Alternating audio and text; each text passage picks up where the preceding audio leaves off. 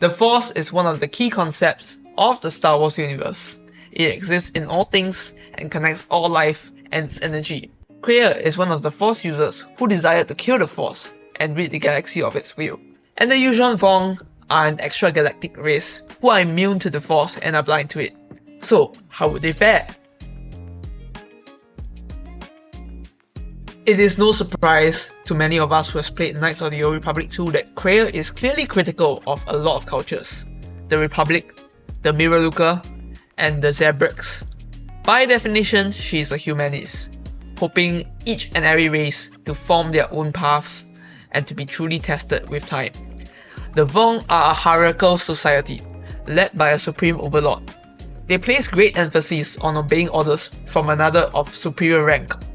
But this discipline and regimentation doesn't serve the same purpose as a Mandalorian being raised as a warrior, or in the culture of imperial society, but is a result of their religious zealotry, stemming from their worship of their gods and their glorification of pain. The Vong are assigned different roles: warriors, priests, workers, etc., forming a caste system. Relations and fraternization between these castes are strictly forbidden, and the family unit, which has grown intertwined within the caste system as a result of restrictions on social mobility, is also upheld. A Vong's loyalty is first and foremost to the gods, to the supreme overlord, to the society, which they fulfill with their duties in whatever caste they are in. Of course, like any good critic and proponent of individualism, Kreia would definitely love to poke and prod at how the Vong makes it such that each individual's value is so tied to their society that they are essentially worthless as individuals. However, in some twisted way, there is some strength in such a society that Kreia will appreciate, since it won't fall so easily to instability and corruption, much like the bellowing beast, which is the Republic. As mentioned earlier, the culture of the Vong is heavily influenced by their polytheistic religion with their gods, whom they worship and please through sacrifices, mostly done through conquest and genocide of other races, leading to a most xenophobic society. A common practice of the Vong was to replace their individual organs with that of those they have conquered, resulting in a rather disturbing sight if you were to look at them. You get the point. These voluntary mutilations and surgeries also show another side of their religious zealotry, that all mechanical technology, robotics, and droids are blasphemous. They rely heavily upon genetic modification and engineering to enhance their purely organic bodies, and those in higher castes of society will have more of these, while the shamed ones, the warrior castes, virtually have none. We do know that Kreia isn't really a big fan of droids and automation, since they are things dead to the Force and they cannot hear them, but I think she'll be as equally disgusted by the practices of the Yuuzhan Vong.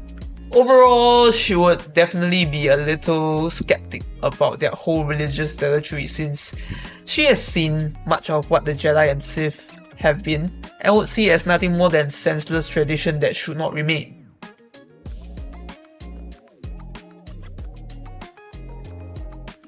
Thousands of years before the Republic, the Rakata were a once Force-sensitive race, and at the height of their power, their star empire spanned much of the known galaxy.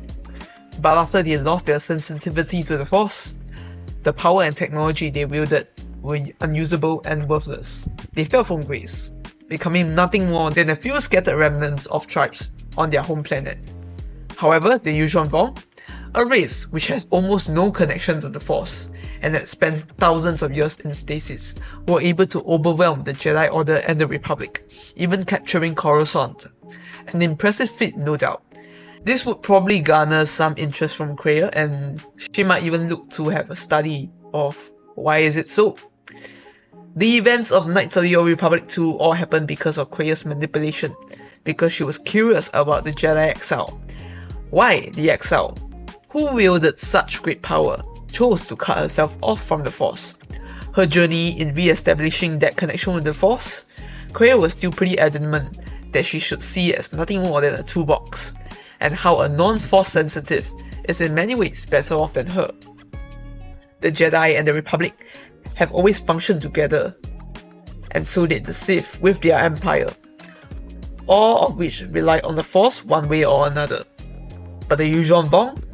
Well, that's an intriguing exception. and the study into it no doubt would interest Kreia.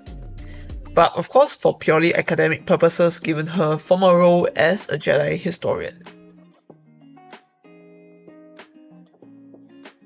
However, just as the rise of the Yuuzhan Vong to galactic dominance and power was quick, their fall and failure was much the same.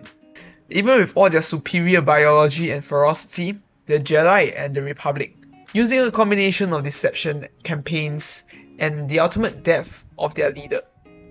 The society which was built on such a system could no longer wage war without their leaders. And with that, the terror of the Vong was swept away and they were scattered. What appeared initially as a superior society and race was shattered. Some returned back to their homeworld, while others remained in the galaxy. Anyways, this was just a brief overview of what I think the relationship between Kreia and the Vong would be like. I hope you enjoyed this one. And if you would like to see more things related to Star Wars, the Old Republic, or artificial intelligence, do consider subscribing to my channel. Cheers!